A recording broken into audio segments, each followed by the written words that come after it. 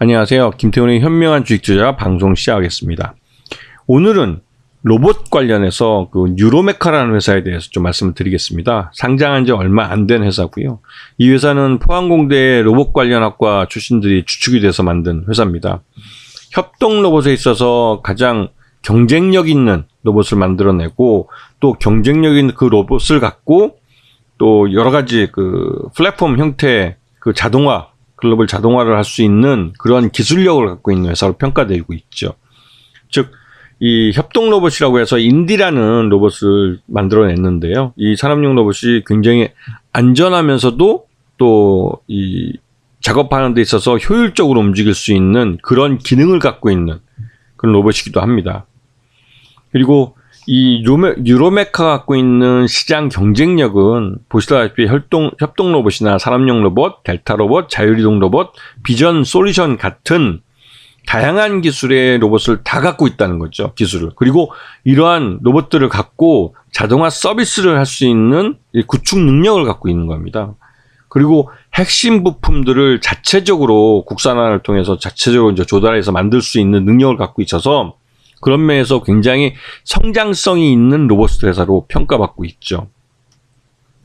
그런데 이 회사의 매출은 아직 100억이 못 됐습니다. 물론 영업이익도 적자를 기록하고 있죠. 그래서 상장 초기에 상장했을 때 주가가 계속 흘러내려서 또 굉장히 많이 흘러내리기도 했는데요. 그렇게 흘러내린 이유는 역시나 적자 회사였죠. 하지만 2023년도 들어와서 삼성전자뿐만 아니라 CES를 거치면서 이 로봇 회사에 대한 투자를 그러니까 대기업들이 늘리면서 이 뉴로메카도 재평가를 받고 있습니다. 뉴로메카를 가져가는 회사가 이 협동 로봇에 대해서 말 그대로 이제 그 개별적인 협동 로봇뿐만 아니라 그 로봇들을 이용한 생산 시설을 구축하는 그런 것까지 할 수 있는 기술을 확보하는 거기 때문에 이 회사는 지금 현재로서 매출 외형은 굉장히 작지만 성장성이 굉장히 높은 그런 회사이기도 하죠. 최대 주주는 지금 28.09%를 갖고 있는 그런 형제들이 지금 회사를 운영하고 있고, 그다음에 요번에 상장한 지 얼마 안 되기 때문에 보호예수, 락업 걸려 있는 것들도 분명 그렇게 숫자는 그렇게 많지 않습니다. 대부분 시장에서 소화됐을 가능성이 크고요. 이런 상황에서 최근 들어서 2023년 들어서 주가가 계속 오르는 모습을 보이고 있어요. 이게 이제 로봇주에 대한 시장의 재평가가 이루어지고 있기 때문입니다. 이 회사의 실적으로 주가가 오른 것이 아니라 기대감으로 주가가 오른 거기 때문에 이 회사의 주가를 이렇게 기대감을 갖고 올리게 한 것은 삼성전자가 레인보우 로보틱스를 인수한 것과 같은 M&A에 바로 방점에 찍혀 있는 거죠. 물론 뉴로메카는 최대주 지분이 1년 동안 보유해서 돼 있기 때문에 지금 당장은 최대주 지분을 넘길 수는 없습니다. 하지만 제3자 배정 유상자 방식 형태로 경영권을 넘길 수도 있는 거죠.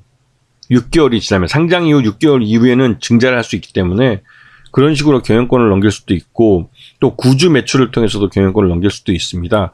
어느 방식이 됐던 이 회사 최대주주가 회사를 팔 생각이 없다 할지라도 시장 참여자들은 이 뉴로메카라는 회사를 그 대기업이 M&A 할 수 있는 잠재적인 대상 기업으로 바라보면서 그 가치를 갖고 이 회사의 가치를 평가하기 시작하는 거죠. 그래서 오늘 같은 경우도 묻지마 매수가 들어와서 상한가를 만든 건 그런 기대감이, 어저께 레인보우 로보틱스에 대해서 삼성전자가 추가적인 자금을 들여서 그 지배 지분을 더 가져가는 2대 주주에서 1대 주주로 가기 위한 그 지분 확보에 삼성전자가 돈을 추가적으로 더 투자하는 모습을 보이면서 다른 여타 이 로봇주에 대해서 또다시 시장에서 관심을 갖고 매수세를 밀어붙인 거죠. 하지만 뉴로메카는 적자 기업입니다. 적자 기업이기 때문에 그 적자 기업에서 한계를 갖고 있죠. 기대감이 한풀 꺾이면 주가는 폭락할 겁니다. 그렇기 때문에 충분히 싸게 살 수 있는 기회가 있고요. 아직까지는 이 회사가 매출이 100억도 안 되는 상태이기 때문에 이 실적 자체가 적자에서 흑자로 돌아서기엔 굉장히 어려운 회사예요. 그리고 이 회사가 주로 상대하는 고객들이 F&B, 그 푸드 앤 베버리지 회사들이기 때문에 그렇게 규모가 크지 않습니다. 그 닭 튀기는 로봇이나 이런 것들로 납품하는 거기 때문에 그 매출 외형이 그렇게 크지가 않죠.